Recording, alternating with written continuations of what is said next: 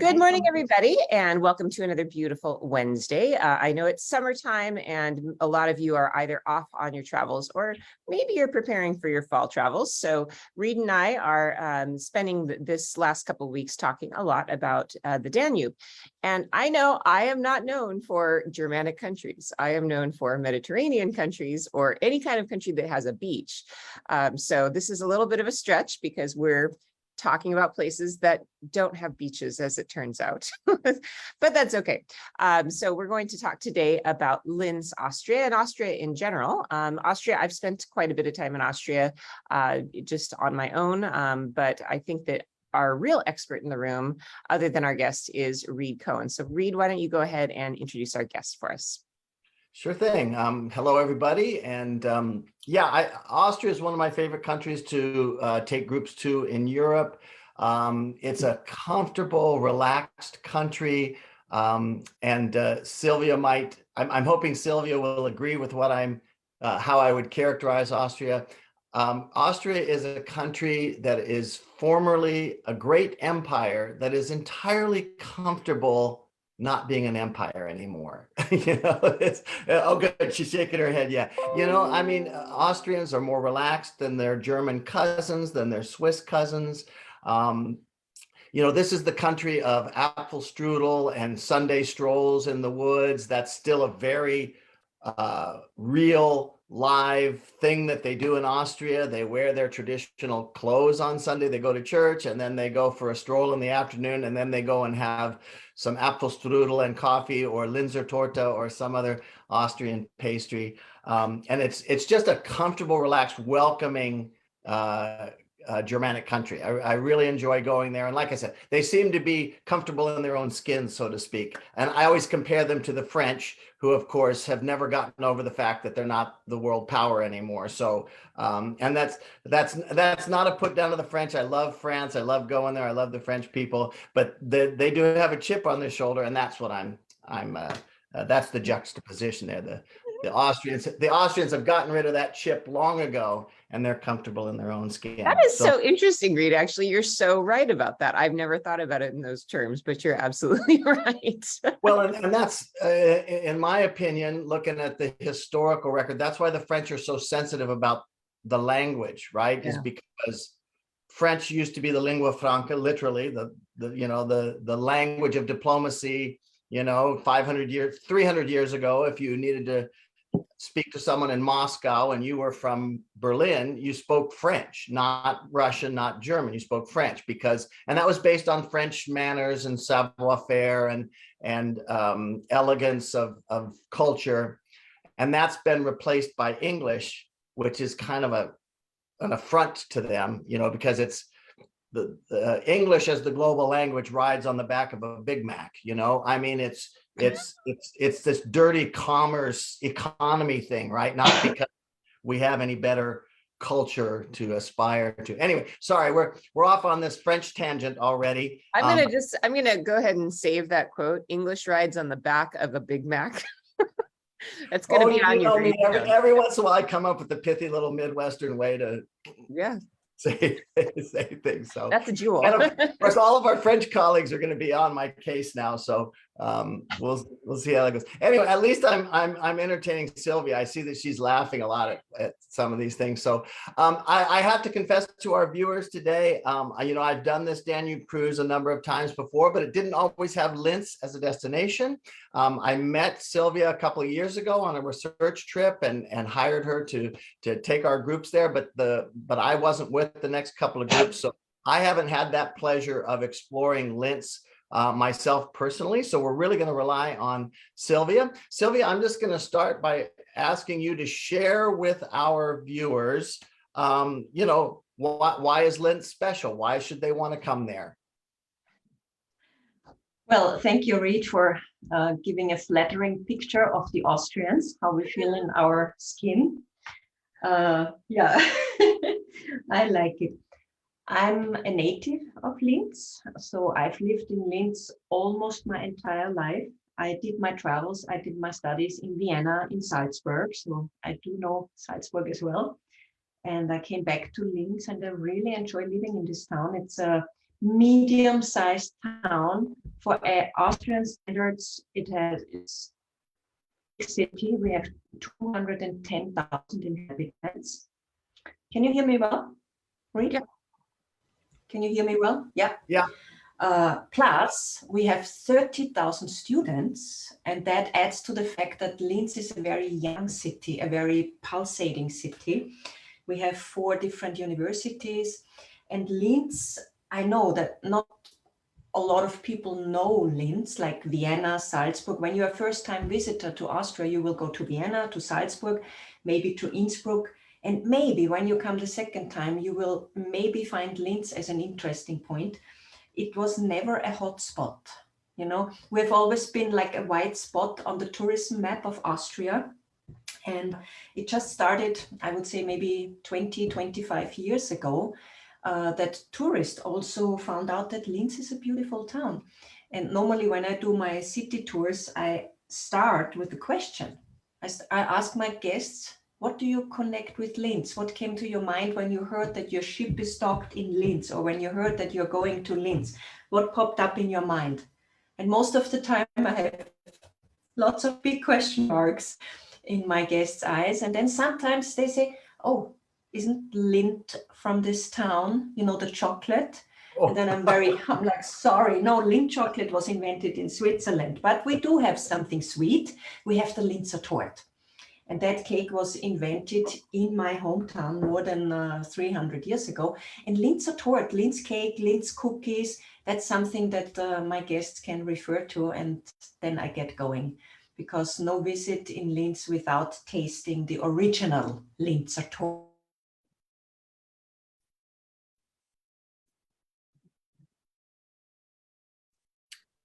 Nope. Silvia's frozen for the moment. We'll see if she comes back. And oh, Okay. my internet connection. Yeah, you froze for a minute, Silvia. But I froze. Yeah, so talking about calories, probably. Yeah. I was talking about the whipped cream with the Linzer Torte. Yeah, that doubles the pleasure, and you can get that cake in every bakery, in every confectioner's place. Linz in general is a beautiful Baroque town. We have an old town center, which is right next to the Danube River. So when guests come to Linz, we don't need a bus. We can start right from the ship with the walking tour. And I would say within 1.5 hours, you get a good picture and you are oriented. Yeah? Linz is easy to be oriented. And then I always give my guests some suggestions how they can explore the town on their own. Linz is a very safe city. I would say, like in general, Austria is still a safe country. About 90% of our people speak English. At least we learn it at school, and so everybody feels quite safe. And also with the language. Yeah? Sometimes some Austrians have a hard time in speaking, but they will understand definitely. Then in Linz, we have, Linz is located on both sides of the Danube River. So 1/3 is on the northern side, 2/3 on the southern side. And on the northern side is already the hilly countryside, yeah, going all the way straight to the north, where you would find the border of the Czech Republic, like driving in a fast car, you will get there in about an hour. And on the northern side, we have beautiful green hills with a pilgrimage church, a tram, a little train taking you to the top. And that is something that the guests can explore on their own. Besides that, many museums, yeah, art museums and Ars Electronica Center. And that is really something unique in Linz. Yeah. That is something nowhere else found in Austria. Ars Electronica is what we call the museum of the future. Whatever you can find in that museum, I don't like the term museum, we should rather call it a laboratory, will tell you anything about the future. Sometimes a little scary. Sometimes you don't really want to know what the future brings, but they have a deep space. They give you 3D glasses. They shoot you out onto the Milky Way, or you can look into a human body. You can check how your liver is doing after the cruise, things like that. and it's, yeah, the old town I mentioned, Linz, of course, we have a connection. We have the dark part of Austrian history. Adolf Hitler, he was in Linz. He was not born there, but he spent his teenage years in Linz. Oh. And actually, he had big plans with my hometown. He wanted to demolish everything and then rebuild it according to his and his architects' rather strange ideas. Thank God he was not really successful on that. But Hitler's plan was to retire in Linz. So he wanted to build his own city. Another detail that might be interesting, he gave his first speech in Linz on Main Square. And the balcony is still there where he stood on and gave the speech on March 12, 1938. And after that, he continued marching on to Vienna, and then he announced officially the Anschluss, the annexation of Austria. So we have lots of history going back to the Second World War or to the Nazi time or to the time of Hitler.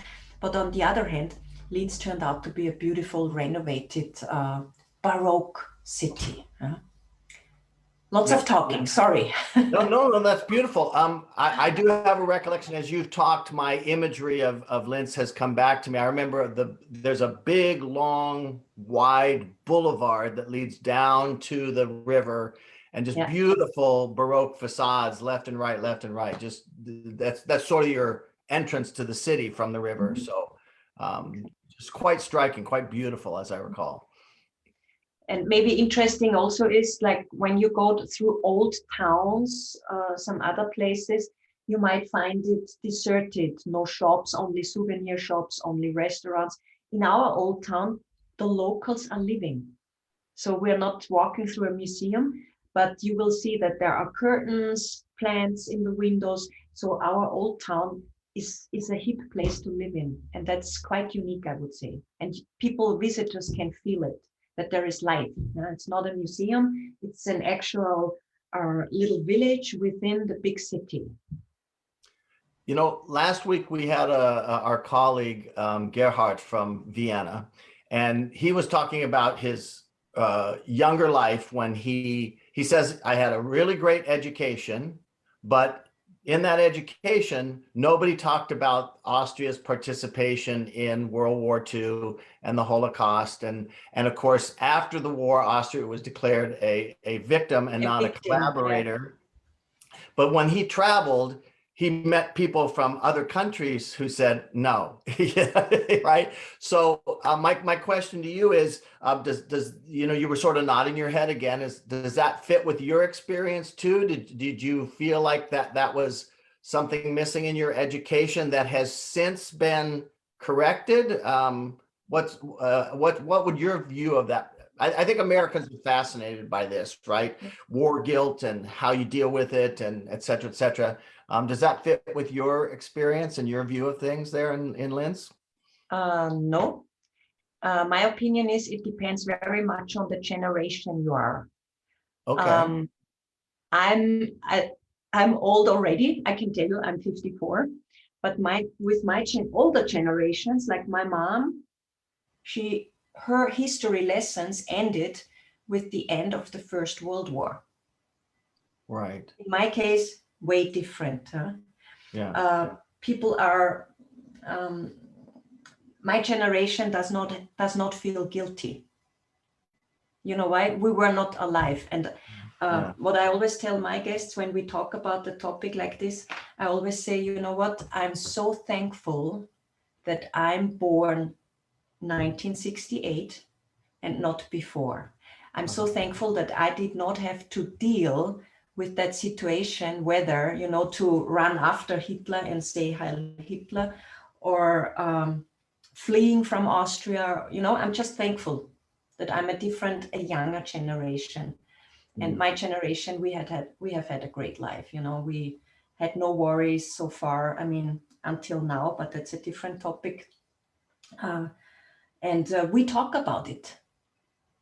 Like 30 years ago, when you would do a city tour in Linz, nobody would talk about it. Nobody would talk about the balcony. Nobody would talk about Adolf Hitler. And I think the main change was also done by the town itself. In 2009, so that's quite a long time ago again, in 2009, Linz was dedicated to be the center of culture.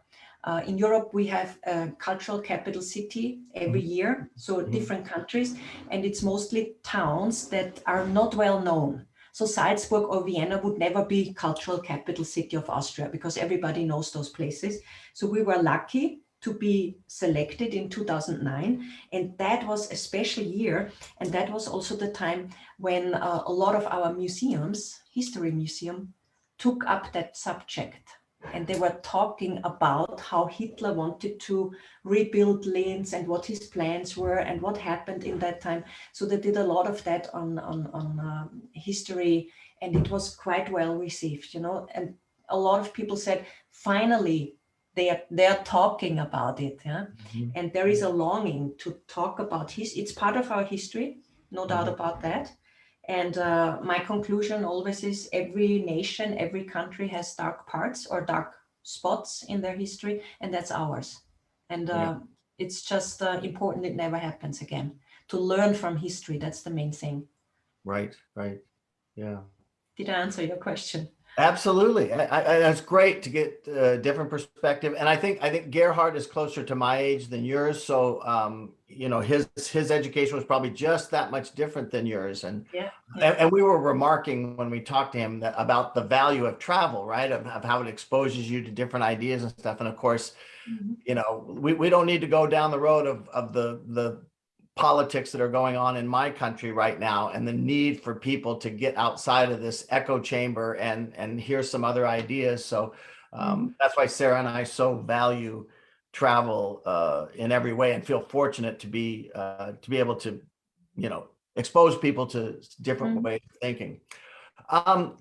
Silvia, let's go back to the Ars Technica. Is that the is that the Latin Ars for Ars for art? Right. Electronica, Okay. electronic, whatever is connected with computer animated art. Every September, there is an international festival by the same name, Ars Electronica. And then we have international artists from all over the world coming to Linz, competing under quotation mark for a big prize. And there's always the Nike, it's the goddess of victory. Is awarded with money to the best computer animated art. And that was started in the 70s already. Okay. Well, that was going to be my question was, you know, why Linz? Why did this institution or whatever it is choose Linz? Is that because Linz is sort of Austria's Silicon Valley or no, it's not Silicon Valley, not at all. But I think in Linz, and I don't want to sound snobbish here, but Linz is a very open-minded city. We have a lot of artists, we have the universities, we have the University of Arts. I always say in Linz, there is space for crazy people, you know, in a positive way. So whatever they decide, this is art, this is fancy. I have to tell you something else.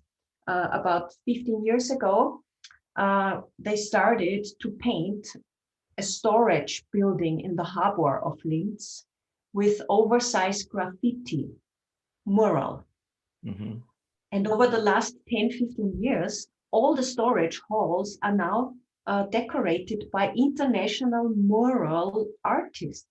So they found a platform here. So that's another thing that's possible. In other countries, you go to prison when you do your graffiti art. In Austria, you're invited and you are paid for. In Linz, yeah. So it's a big platform, and I think it's just the people love things like that, yeah, unusual things. And I would say in Linz, people are the opposite of conservative. And that's why I was shaking the head when you said Austrians love that or like it, that monarchy is over. I would say, especially the Linz people would tell you that, yeah. You might still find some people that belong back to Franz Josef and Sissi and all that stuff. Not in Linz. No, definitely not. Linz is a workers' town. We have a big industry, a steel plant that was originally built by Adolf Hitler in 1938. And that was also the reason why Linz was tremendously damaged in the Second World War. That was one of the main targets. but it was rebuilt thanks to United States with the Marshall Plan. They rebuilt the steel plant, and now it's our biggest employer. 10,000 people are producing high quality steel, and therefore our city is also wealthy. So we have also, I would say, money for things like Ars Electronica, for the Moral Harbor. In 2009, we built an opera house. Yeah, to build an opera house for 180 million euros, that's quite something for a little medium-sized town of 210,000 inhabitants. And I think that's one of the reasons. The residents of Linz, I remember like 30 years ago, they were not very proud of their town. They said, Linz, an industrial town, and dirty and polluted air. That has totally changed. If you ask somebody from Linz now, do you like to live in Linz? Oh yeah, we love it. It's a green city. We have more than 50% green land. And so people are very, very happy to live there. Mm-hmm. Do you no, do you have a theory or an idea of why Linz is a place where everyone is welcome, where being a little bit crazy is okay? I'm always curious about the why, you know, and maybe you don't. I'm putting you on the spot. I'm kind of famous for that, but do you have a theory for why that is? Is it because of the university there? Any idea? I would say, yeah, it's a little bit of everything. It's the university. I mean, Vienna has universities. We are not comparing Linz with Vienna. Vienna is a very special city. Yeah, that's on the side. Maybe let's compare it with Salzburg, since you mentioned it before. And I studied in Salzburg. I went to school in Salzburg, so I know it quite well. And I always got the feeling, I don't want to offend anybody in Salzburg here, but Salzburg, I always found very narrow. Not enough space. Maybe it's the mountains, I don't know. But I sometimes found people a little bit, just looking in one direction. And if somebody put modern art someplace, it was a big scandal. And in Linz, there was always more air to breathe, more space. And maybe that's the reason. Or maybe because Linz was never the focus. Salzburg, Vienna was always, everybody was looking at those towns. Linz was always like a little, how do you call it, from the fairy tale? I can't remember. Like in the shadow, it was never a big tourism town, never. We're just getting our little share now. So, and I think that is a good base for unusual things to happen. Yeah. So I actually wanted to just take a little heartbeat here to just grab the screen and just show people a little bit about where Linz is, because honestly, it's not a place that's on my radar. So I thought it's probably not so much on the radars of people who are watching either. So let's just start off with a really boring image here, which is, where is Linz? Yeah. Because I didn't know, so I wanted to look that up. And this is quite interesting because I always like to describe Austria as like a chicken leg. It's true. It looks like a drumstick, right? So you've got sort of the mass of Austria, and then you have that little leg that sticks out, which is Tyrol, which those are very culturally different places, though, aren't they? Yes. So maybe my version of the map of Austria, I always say it's like a little bacteria, big head, small tail. Okay. Yeah. Big head, small tail. And the eye of the bacteria is Vienna. Or it could be a little Vienna, state capital city. Yeah. Okay. And going from east to west, east is the very flat area of Austria, and west and south is where you find the Alps. Okay. Yeah. And just from my experience in Austria, it seems like the real cosmopolitan side, and what we think of Austria with coffee houses and palaces and things, that's going to be to the east. Whereas the lederhosen, slap dancing, mountain goat kind of culture, sorry to be super like stereotypical, but the Tyrol is very much that way. And I just have a question for you. This is a weird question, I think.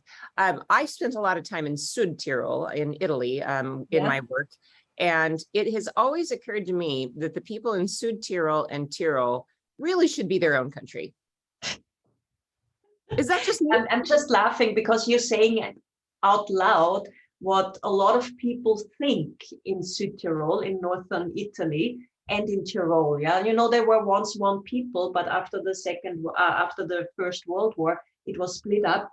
But northern Italy is still half German speaking and the same tradition. So you're totally right. So in Tyrol, yes, lederhosen, yodeling, alpine horns, hiking, mountain climbing. I actually like to go to Tyrol on my own vacation. I'm a mountain goat. You know, most of the Austrians like to hike and do some sports. Then in between Tyrol and Upper Austria is the province where Linz is located. In between Tyrol and Upper Austria is Salzburg. And Salzburg is not only a town, it's a province, a state of Austria. And in Salzburg, you can find both. Lederhosen, Dirndl, sound of music, of course. They take all the stuff in there. And then I would say the border is really Upper Austria, Lower Austria, Vienna, like the southern area of Upper Austria and Lower Austria is still alpine, but the northern part is flat. That's where the Danube River passes through, yeah, from Linz through Lower Austria to Vienna, and that's the Danube Valley. And I would say that's even a little bit like the border of Lederhosen and Dirndl. Yeah, if you go to Linz, you will not. We're going to quote you on that. It's called the Lederhosen Dirndl line. Yeah, exactly. We have a Lederhosen Dirndl line. But sometimes I'm wearing my Dirndl in Linz when I go to the countryside with groups.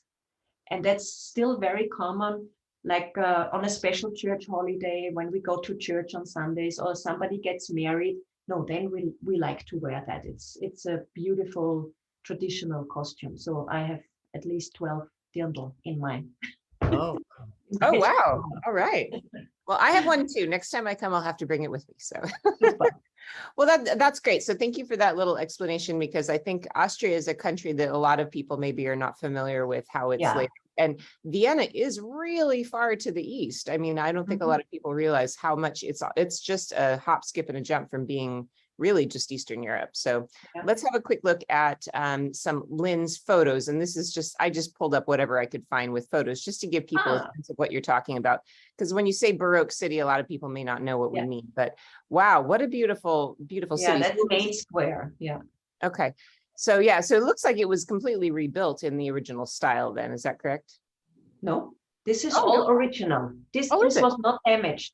Okay. What you see here, the column in the middle, the green church spires, the townhouses, that is all original. No damage in the old town.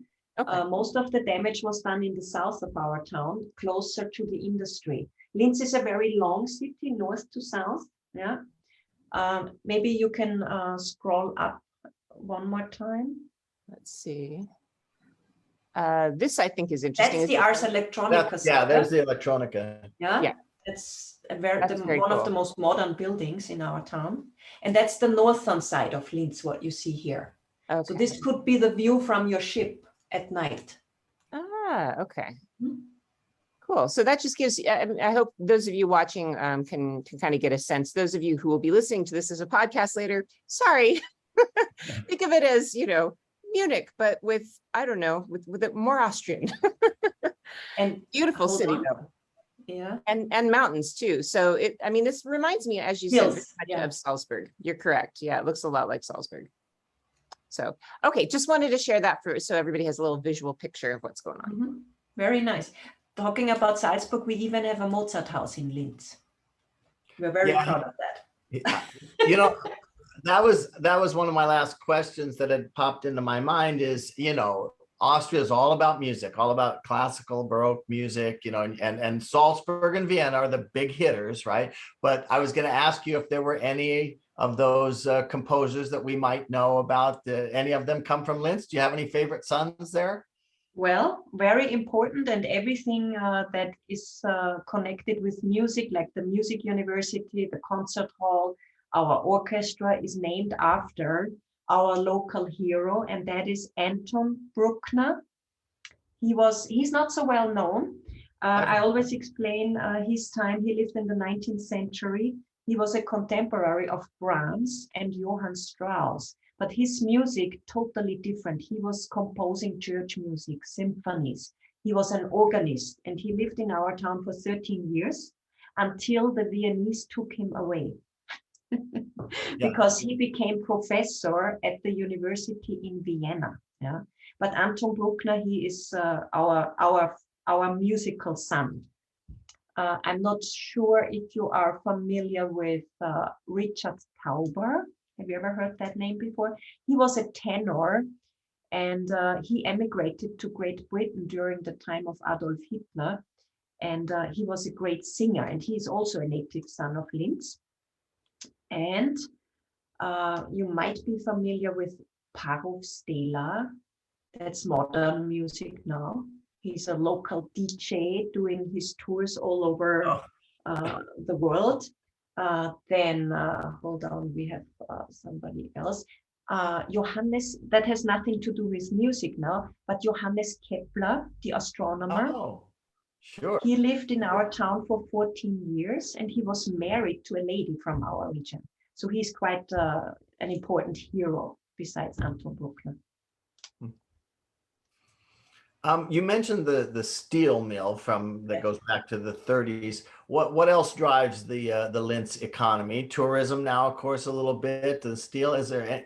I have a recollection of. Is there mining in the region or no? Okay. No, there's no mining at all. For the steel plant, all the products, the materials are imported nowadays. The iron ore, the coal, everything is imported. So about 10,000 people are working in the steel plant. And the rest of Linz, tourism is just a minor. It's not really very important in our town. But we have a lot of medium-sized companies based here. For instance, do you know the glass company Silhouette? The frameless glasses? They are produced. Brad Pitt did some commercial for those glasses, by the way. So they are made in Linz. Firefighters' cars are produced in Linz. Excavators are assembled not far from Linz. We have a tractor factory, Case IH, the American brand from Wisconsin. They are assembled not far from Linz. So we have a lot of medium-sized companies, talking about 500 to 1,000 employees. Linz is a business town. So most of the hotels that were built like 30 years ago, they were all, accompanying business travelers. That was the main income of tourism. And then in the 80s, the mid-80s, the Danube cycle path was opened. Along the Danube River, you can ride your bicycle from Germany, in the meantime, all the way down to Budapest. And that was opened from Passau to Vienna in the mid-80s. And with that, the Danube through Linz, bicycle tourists came to our town. So that was really the beginning of tourism in Linz. Well, I tell you, I'm feeling like I missed out by not coming to Linz before. I mean, what a great, a morning walking tour with you, and then stopping and having a little Linzer torte with whipped cream and good Viennese coffee. What is that coffee? Albert Meinl or is that Meindl, yeah. Julius Meindl. Yeah, the Austrian coffee maker. Yeah. And then, boy, I would love to go and visit that Ars whatever you say. Ars Electronica. All right, so here's the plan then. So we, if those of you coming with us on the Danube cruise, that's what we're going to do. We're going to go for morning walking tour Silvia. We will stop and we'll get a coffee and some pastries, because of course I always love Austrian pastries. By the way, I think it's interesting to note that Austrian pastries are kind of the best in Europe, I think. Am I wrong about that? Yeah, I think they are. The French think they have the best pastries. I'm going to say I think it's the Austrians, actually. You and I are going to be in so much trouble with our French colleagues. I know that we're going to be banned from France. anyway, so we'll do that. And then after that, if we have time, whoever wants to go, we'll go to the Ars Electronica. I think that sounds like a really good plan. So, well, I really want to thank you, Silvia, for joining us this morning and giving us a little peek into your town. It's always fun to talk about something that's a little bit off the map, because I don't think a lot of people know about Linz. I mean, I certainly don't know much about it. So it's going to be great to learn once we get there. So we're going to continue on with our theme this week, aren't we, Reed? Later today? Yeah, in 20 minutes, we're going to be back with Martin from Bratislava. And I really encourage people to tune in for that. Bratislava is the hidden gem. And maybe we can now add Linz to that too. I mean, like Silvia was saying, everybody knows about Salzburg and Vienna and Budapest and Melk Abbey. I mean, those are the big hitters. But then Bratislava really surprises people how charming and whimsical it is. And now we know that Linz is going to be a great stop as well. So Martin, in about 20 minutes. 20 minutes, we'll hit Bratislava. And just also something I just wanted to mention, I think it's really fun to highlight places like this, because one of the things that Reed and I both agree on, as well as Andrew, is we're really concerned about over-tourism. And one of the things that really helps to kind of defeat over-tourism is by showing people that there are beautiful places. I mean, you don't have to go to the most crowded place. You don't have to go to Salzburg if you want to have an Austrian experience. And in fact, I'd argue you probably will find a more local experience by going to a smaller place that maybe isn't as well known. So I really appreciate you, Silvia, telling us a little bit about your hometown today. And if you would like to have a tour with her, if you happen to be in Linz, you can find her. I put her website into the title of this live stream, but you can find her at Linz-Austria Guides, all one word, austriaguides.at. So if you'd like to go for a stroll and have a pastry with her, you can contact her there. So thanks so much, everybody, for tuning in, and we'll see you again at 10 a.m. Our time here. So in 20 minutes for a visit to Bratislava. All right. Thank you so much. Auf Wiedersehen. Auf Wiedersehen. Auf Wiedersehen. Dankeschön. Bitteschön.